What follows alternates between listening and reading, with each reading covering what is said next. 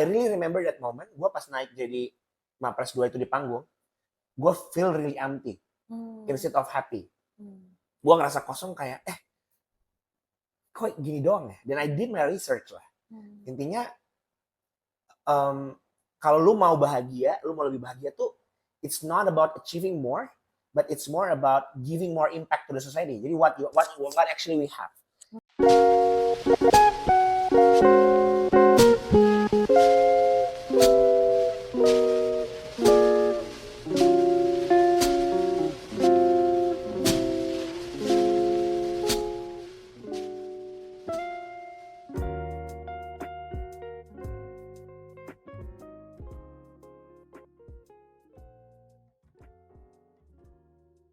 Hi everyone!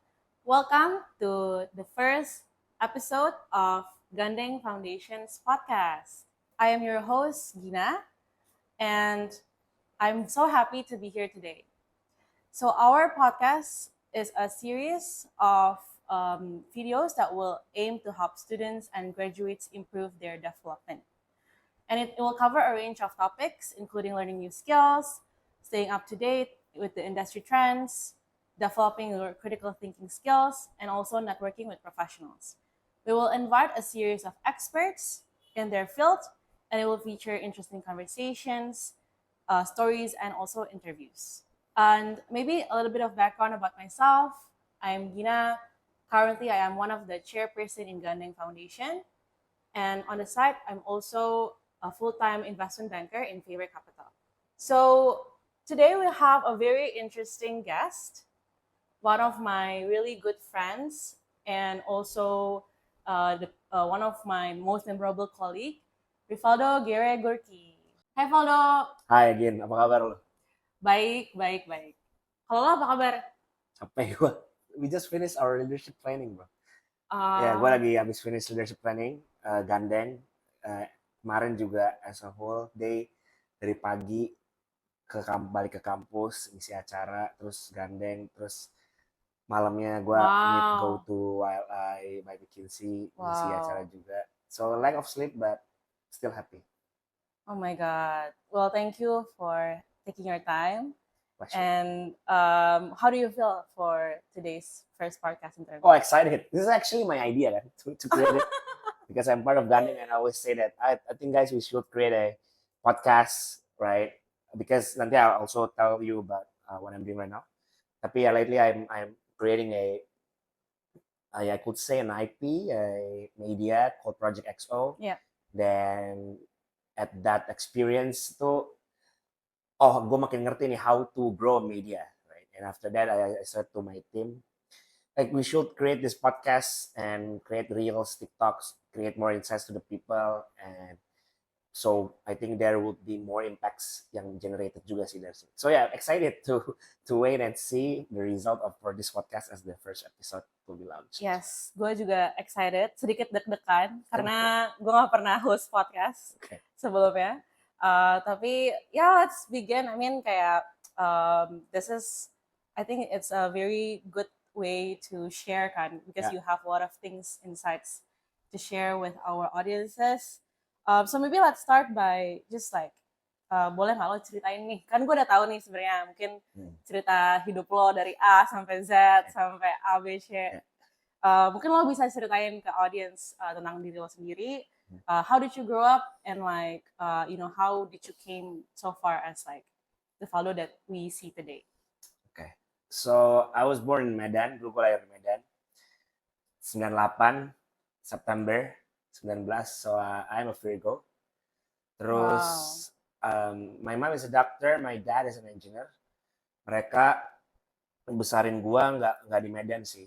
Jadi gue lupa gue kapan ke Batam. Jadi bokap gue pindah kerja ke Batam. Jadi keluarga gue tumbuh besar di Batam. And ya gue dididik di keluarga yang sangat mengedepankan pendidikan lah.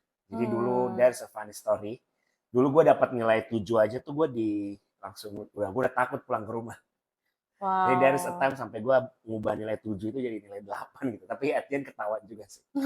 Jadi gue punya, dalam tanda kutip ya, pas gue kecil tumbuh besar, ketakutan yang luar biasa kalau gue nggak pintar sebenarnya.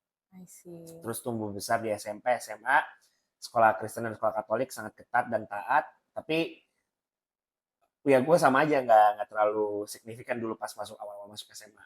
Itu menurut gue salah satu SMA terbaik lah di Kota Batam. Terus habis itu pas SMA itu kerjaan gue main basket, ngeband, and whatnot. Tapi akhirnya sampai satu gue, I always tell the story, right? Gue sampai akhirnya gue ketemu satu cewek yang paling pinter di sekolah itu. Terus ya dia lucu juga ya, dia jadi nonton podcast ini ya which is fine. Dia yang ya jadi dia mau sama gue, terus buat gue it's funny aja sih. Terus gue cowok kan, egonya tinggi, malu lah lu dikatain anjir kok lu dia mau sama lu segala macem. Habis itu ya dia, I think she's also part of the significant lah in my life yang ngubah gue sampai sekarang. Akhirnya gue jadi rajin, gue jadi more passionate and so on and so forth. Akhirnya gue waktu itu mulai belajar keras dan akhirnya gue punya ambisi untuk at least gue bisa masuk salah satu PTN terbaik lah, ITB waktu itu pengennya. Tapi ITB itu pilihan 1, 2 gue, pilihan 3 gue tuh UI. Jadi gue akhirnya nggak dapet ITB, gue masuk ke UI jurusan teknik mesin. Jurusan teknik mesin, terus gue di UI gue fokus ke organisasi, fokus belajar juga, fokus lomba-lomba. I think I did a lot of things, termasuk gue juga dulu sempat lomba band, gue sempat main pagelaran seni. Tapi yang drive semuanya itu adalah pas gue di ospek, terus ada satu senior namanya Kak Jeremy. Nah Kak Jeremy ini CV-nya kalau nggak salah inget tuh, gue inget, I think 6 atau 7 lembar bolak-balik, tapi masih nggak berhasil jadi mapres. Terus waktu itu gue driven banget tuh, gue harus jadi mapres nih. Karena waktu itu dari mesin juga nggak ada orang yang berhasil jadi mapres di FT, selalu gagal lah. Jadi waktu itu gue harus bisa beat this person, gue harus bisa lebih dari dia. Tapi I need to play it right. Ya udah di kuliah akhirnya gue fokus pertama gue sebenarnya lomba-lomba terus. Tapi akhirnya waktu itu gue mulai merasakan keresahan lah di kampus. Karena waktu itu gue pada saat gue kuliah, gue dari Batam, kayaknya waktu itu nggak banyak lah, ada beberapa alumni dari Batam yang kuliah di UI yang prestigious, bagus, keren, oke banget. Tapi I think that's not many. Dan waktu itu pada angkatan gue itu nggak sedikit orang yang drop out either financially atau mentally. Mentally itu dalam arti secara mental tuh dia nggak berani masuk kampus gitu kan. Dia nggak berani masuk kampus karena either nggak pede atau mungkin dibully or whatnot. Right. Dan dia nggak punya rumah untuk ngobrol. Dan waktu itu gue ngobrol-ngobrol sama temen gue yang dari daerah lain. Mereka selalu bilang, iya rata-rata orang yang kayak gitu tuh ke paguyuban. Paguyuban itu apa sih? Paguyuban itu ternyata komunitas anak daerah yang dibuat resmi oleh UI untuk mengcover anak-anak daerah yang kuliah di UI lah. Jadi mereka punya tempat untuk bersinggah atau ya rumah kedua mereka di UI kan. Gitu. Terus akhirnya gue waktu itu di Batam tuh nggak ada. Akhirnya gue waktu itu buat di Batam. Nanti gue mungkin akan cerita juga. Terus habis itu gue akan di situ waktu itu gue buat organisasi lah untuk apa ya bahasanya, bukan menampung sih, membuat rumah untuk anak-anak Batam ini supaya mereka nyaman, mereka bisa perform juga, dan mungkin kalau uang kuliahnya bisa mau diturunin kita bisa bantu bandingin. Terus habis itu tingkat 1 gue, kayaknya tingkat 1 gue highlightnya itu. Dan lomba-lomba gue menang, puji Tuhan waktu itu lomba pertama yang gue ikutin lomba internasional. Waktu itu gue semester 1 udah ikut lomba Shell Ideas 360 bareng teman-teman gue. Itu udah jadi top, gue lupa, pokoknya di Asia kita lolos lah, di Asia lolos, tapi habis itu nggak lanjut. Semester 2 lucu tuh, gue ikut lomba sipil di UGM. Lomba teknik sipil, gue teknik mesin kan, yang malah dapat juara kayaknya harapan 1 apa juara 3 gue lupa. Baru habis itu tingkat 2 gue fokus jadi kepala bidang ilmu pengetahuan teknologi di Kementerian Mahasiswa Mesin, sama gue lomba-lomba juga untuk ngejar mapres. Jadi dulu tuh mapres itu yang dilihat adalah mahasiswa berprestasi ya, itu yang dilihat nilai skor IP, which is akademis, organisasi lo seberapa banyak lo jadi ketua, jadi kepala bidang, sama lo seberapa banyak lomba nasional internasional. Nah tingkat 3, puji Tuhan waktu itu gue di semester 3 gue udah jadi mapres termuda yang pernah ada tuh di UI, di FTUI, gue jadi mapres 2 di FTUI. Itu highlight di tingkat 2 gue lah ya. Terus semester 4 gue masih lomba-lomba juga. Nah tingkat 3 itu gue diminta untuk salah satu founder Share is actually bisa gue bilang equivalent to consulting club di UI yang ngebantu gue untuk bukan ngebantu gue sih, ngebantu banyak mahasiswa di UI untuk belajar consulting. Karena waktu itu consulting juga lagi hype banget lah. Jadi gue ngebantuin, karena waktu itu gue ikut menang lomba business case. Gue ikut lomba business case di Indonesia juara 1, di Southeast Asia juara 1. Terus di dunia waktu itu kita dapat second position juga bareng teman gue Mary. Dan waktu itu karena gue menang lomba business case, akhirnya gue dianggap ngerti lah. Padahal sebenarnya gue belum ngerti-ngerti banget. Diajak jadi founder share UI itu, jadi director of kalau nggak salah public of relation ya, PR. Terus ya tingkat 4-nya, tingkat akhir gue dedicate myself untuk jadi ketuanya, and bisa dibilang untuk melayani anak-anak, giving back lah to the community gitu. Terus gue lulus, nah salah satu kliennya adalah artis terkenal. Nah klien gue, which is actually your client tuh kan sebenarnya. Jadi waktu itu klien gue dan Gina lah. Itu salah satu artis terkenal mau buat beauty and personal care product kan. Karena COVID waktu itu there is a significant growth on beauty and personal care, and bahkan yang menarik juga in multivitamins industry. Jadi waktu itu kita cari intersection kan. Itu namanya ingestible beauty. Ingestible beauty is like a product yang bisa dimakan tapi untuk kecantikan. Tapi wajahnya satu artis ini. Tapi I think ya belum berhasil waktu itu. Everyone was not focused, tapi I learned a lot from the founding team members. And after that, tepat pada saat gue udah mengundurkan diri dari tim itu, foundernya Pritz, Mark, ngajak gue untuk build his ventures, which is it's a warehouse management system startup company kan. And yeah, until now I'm still sitting there as a board member. Tapi right now I'm working in one of the companies that I cannot mention. It's actually a startup. I think it's a unicorn. I'm not sure. It's a unicorn, right? Terus I'm building an investment firm, and I think building Project XO juga, and foundation as a philanthropy activity lah, Gandeng Foundation. Ya cukup panjang ya teman. Panjang sih. Ya, tapi I think hope it recaps all. Thank you so much. Sebenarnya tadi kalau misalkan kita dengerin jawaban lo, itu gue ngerasa kayak ada satu momen yang itu momen sebelum lo tiba-tiba accelerate jadi banyak banget gitu. Nah menurut lo what was that moment, and like how can we find that moment gitu, and how early should we find that moment in our journey? Tipping point-nya gitu ya? Tipping point-nya. Okay, I think it's all started pas gue ya pacaran sama satu wanita itu. That girl. I mean, that girl really motivates me to a better person. I really remember in my life waktu itu, in my life kan. Cuman maksud gue pas SMA itu ya, gue inget banget ada momen dimana kayaknya dia nggak mengencourage gue untuk jadi dia gitu. Dia nggak mengencourage gue untuk ngikuti jejak dia, harus pinter banget, harus setara sama dia. She was not like that. Yeah. Tapi itu yang malah drives gue better. I think that was the moment. Tapi sebenarnya waktu itu gue jadi gue tuh ranking terakhir di angkatan gitu. Di IPA gitu ya. Nggak terakhir banget lah, 3 atau 4 terakhir lah. Wow. Waktu itu kan. Sekolahnya susah ya? Sekolahnya susah. Ya, I'm not sure, tapi kayaknya gue di Q4, gue di kuartal 4 lah. Di kuartal 4 dari angkatan itu. I was not that good. Terus habis itu tiba-tiba gue jadi ranking 3 di kelas. Wow. Terus semua guru tuh salam-salamin, sampai guru-gurunya tuh kayak ngomong, emang ini beneran nih Valdo juara? Ini beneran Valdo juara? Gitu. Yeah. Tapi habis itu gue kelas 3-nya gue udah nggak belajar lagi. Jadi cuma pembuktian aja. Gue udah mulai malas lagi, tapi gue belajar untuk SBMPTN. Jadi I think that's the tipping point of I become an ambition person. Jadi gue penuh ambisi banget. Gitu kan. Nah kalau di kuliah, itu memang gue pada saat masuk UI gue udah pengen bilang gue harus jadi mapres, gue harus ikut lomba internasional, gue harus aktif, gue harus belajar IPK, gue harus 4 walaupun nggak berhasil. Tapi gue punya that kind of ambition.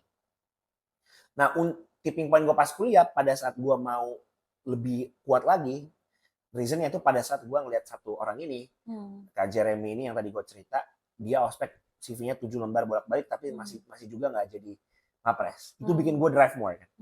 Nah tapi itu tipping point gue drive more untuk achieve more instead of giving more impact to the society.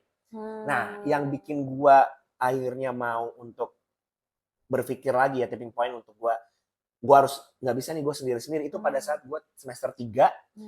Gue ingat banget, gue sebenarnya berharap banget tuh jadi finalis Mapres. Jadi waktu itu ada 7 finalis dari Mapres FTUI. Gue dipanggil jadi Mapres 2. I really remember that moment. Gue pas naik jadi Mapres 2 itu di panggung, gue feel really empty instead of happy. Gue ngerasa kosong kayak, kok gini doang ya? Dan I did my research lah. Intinya, kalau lu mau bahagia, lu mau lebih bahagia tuh, it's not about achieving more, but it's more about giving more impact to the society. Jadi what actually we have. Kan? Dan gue tumbuh besar di keluarga Kristen yang sangat taat. Nyokap gue selalu datang tiap subuh, bangun doain gue tiap pagi. Dan doanya selalu satu tuh, biarlah Valdo jadi kepala bukan ekor gitu. Ya, kejadiannya mungkin baru-baru ini lah. Tapi that's actually the standard of spirits that my mother has until now. Nah, dan ya banyak lah kayak harus melayani sesama, harus memberi, nggak boleh take people for granted. Dan ya gue combine that learnings from my mom, my dad, dan also the learnings yang gue lakuin pada saat riset, dimana harus giving more impact to the society. Akhirnya gue waktu itu ya gue bikin paguyuban itu lah. Jadi gue driven more untuk terus melayani. Nah, since then yang gue lakukan selalu gue harus achieve more, karena kalau gue nggak achieve more, nggak ada juga yang bisa gue kasih ke orang.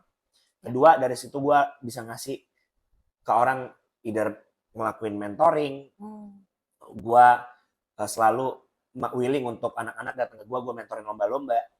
Terus ketiga, tapi gue juga harus kuat in leadership.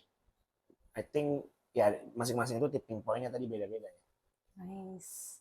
Then my question is, right now, do you still feel empty? Atau what feeling replaces the empty feeling? Kalau right now, I think it's more lebih ke fluktuatif gitu sih, Gin. Oh. Iya, ya. Jadi like ada moment where there are moments that you are so happy, so content, tapi there are moment when lo lagi nggak banyak, mungkin nggak banyak hasil, nggak banyak milestone, lo kosong.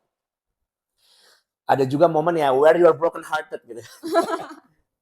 Which is itu kalau itu nggak kosong, malah kayak itu kan full of sadness, right? Full of grievings. Jadi gue malah, nah ini menarik nih. Jadi gue pas kuliah, gue selalu nggak ngerti kalau orang bilang nggak konten.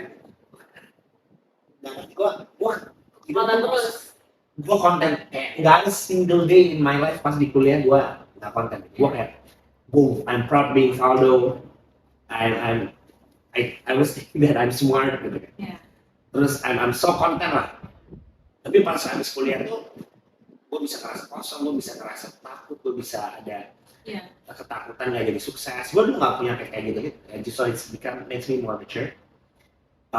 So I think ya itu ya, perasaan sekarang itu lebih diisi dengan varias dan gradien dari perasaan-perasaan tadi. Jadi ada sedih ketika ya lo harus berpisah dengan orang sayang, lo ada senang juga ketika lo achieve something strong, kesemsem gitu kan. Karena gue kuliah tuh jomblo, nggak deh, gue ada pernah had a relationship but it was bad.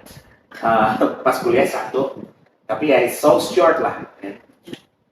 Jadi gue bisa dibilang selama kuliah gue 4-5 tahun hati gue kosong kayak gitu, nggak buat satu orang, dedicated buat wanita. Nah sekarang gue udah experience that. Terus habis itu gue juga ada ya gue buat sesuatu lagi kan, and right now I also making more money, jadi gue bisa happy with all my own money. I see. Tapi gue mau back again to what you said, which I think is really important, is sebenarnya pas sekarang now after you already found that you have to make impact to the society, you also still achieve and even achieve more than back then when you just focus on yourself. Tapi when you have that kind of like social impact, you have people that you give to and community, not only you achieve for yourself, but also you give, you achieve together, which is like what I want to talk about after this, which is how do you start to like build this kind of community and giving back when you were in college? In college, kuliah ya? Yeah. Okay. How do you make people believe in you and want you to help them? Okay.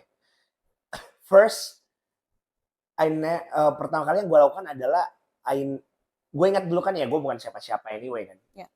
Tapi Udah lah, nggak siapa-siapa. I mean semester 1 kan. Kayak Oh iya. semester 1 waktu itu gue pitch di enggak itu semester 2 tapi semester 1 gue harus pitch ideas of kita harus buat paguyuban gitu. Oh, oke. Dan I was not someone back then. Yeah.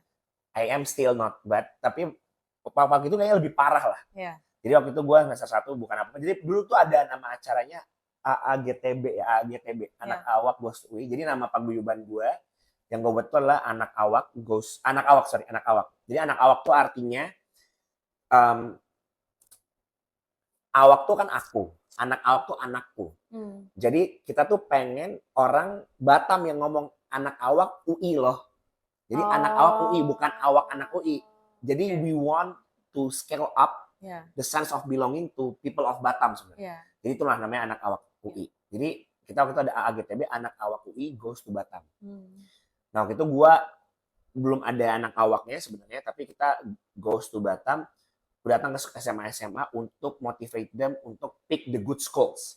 Don't be afraid. Karena anak-anak daerah itu punya ketakutan, udah gue ke swasta aja kayaknya we cannot compete. Kita nggak bisa compete sama orang-orang Jakarta segala macam.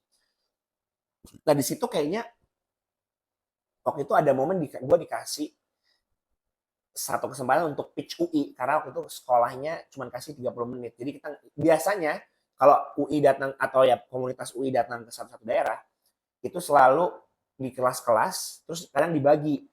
Oh ini engineering, ini sosum, atau di kelas-kelas kita bagi satu kelas dijelasin banyak hal. Nah ini kita jadi cuma 30 menit satu sekolah langsung. Jadi waktu itu gue dikasih kesempatan untuk pitch itu.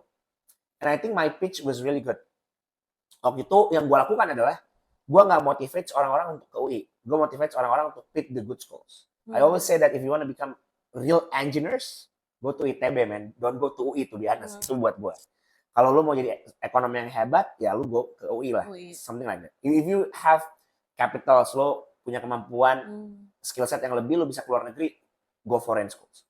Nah, I think that open a lot of minds in anak Batam dan anak-anak UI juga yang ngedengerin. Jadi waktu itu gue kayaknya udah dapat lumayan kepercayaan lah. Nah, habis itu gue baru pitch di ideas of kayaknya kita harus resmiin nih segala macam. Kenapa? Karena anak-anak Batam itu, jadi gini, kalau UI itu ada namanya, apa nama uang kuliah itu gini? UKT ya. UKT. Nah, UKT itu, di UI itu uang kuliah bisa diturunin. Uang kuliahnya, tapi kita harus minta tolong either ke BEM atau badan-badan yang punya otoritas. Salah satu badan yang punya otoritas itu dulu, itu paguyuban. Jadi mereka lapor ke kita yang bisa bantuin untuk turunin UKT-nya. Nah habis itu, gue bilang nih kita bisa pakai, kalau kita punya otoritas ini kita bisa pakai untuk ngebantuin anak-anak Batam yang kuliah di UI yang nggak punya uang untuk bayar lebih dan tapi nggak di-approve sama UI atau sama kampus negeri untuk di lower UKT-nya. Ya udah, I think that's the main pitch. The second one is like gue bilang mereka ini harus dikasih rumah, kita ini harus bantu mereka untuk ke UI gitu.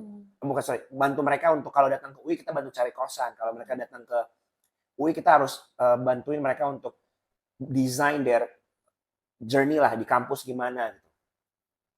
I think something like that. Nah habis itu, dan itu hal itu gak cuma gue omongin, tapi gue mulai lakukan dengan cara anak-anak Batam yang kuliah di UI gue selalu PC, mau gak gue bantu cari kosan yang gue willing dan gue gak ada minta apa-apa gitu.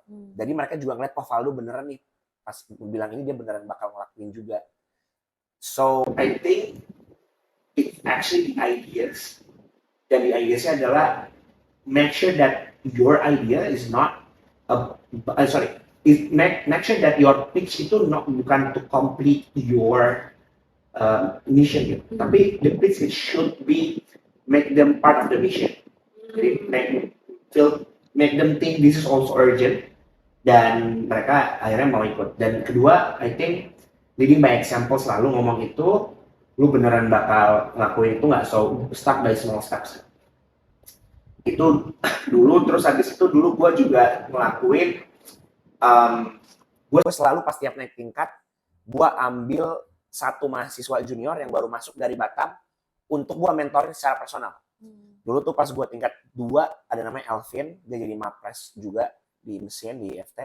Terus pas gue tingkat 3 ada Jennifer tuh juga salah satu lulusan terbaik lah di FE.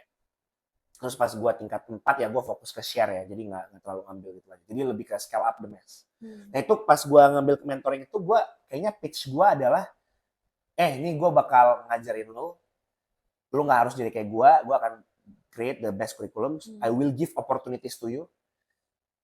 Lu mau nggak ikut gue? Yang mereka lihat mungkin ya gue beneran kayak berprestasi apa segala macam.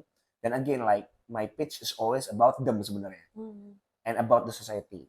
Tapi gue selalu bilang syaratnya adalah kalau dulu kayak Alvin lo harus mentorin lagi nih anak orang lain. Jennifer similar, tapi gue bilang lo harus ngebangunin, bantu gue nanti bangun anak awak ini di UI biar ada jadi ketua nextnya. Kayak gitu. Terus the next pitch apalagi ya dulu lanjut pitchnya I think share kayaknya ya. Nah share is also really interesting karena the first year I think the performance was not that good.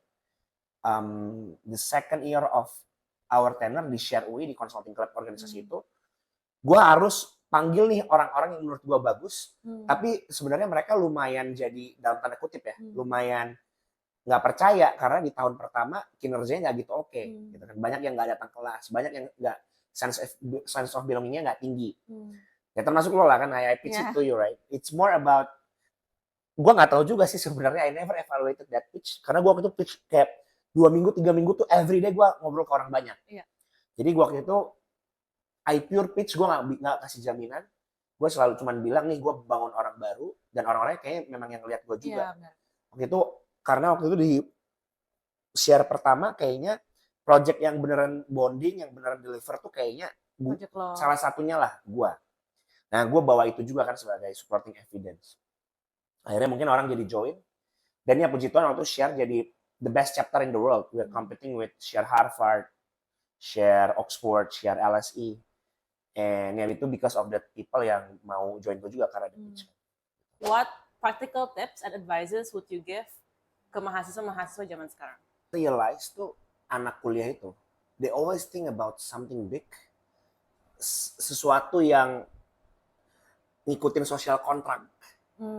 Tapi mereka tuh nggak tahu kalau itu sebenarnya social contract gitu. Siapa sih yang buat keren itu kan di otak lu aja ya. Gue tuh selalu akan nanya ke orang yang 5-6 tahun, dulu mimpi dia apa, and are they right now still sticking to that plan nggak? Nah gue pengen tahu rahasianya apa gitu, untuk dia stick to that plan, to have the spirit untuk tetap semangat ngejar mimpi. Lo tuh in your dreams in the next 5-10 years atau even pas umur 50, what is your end game?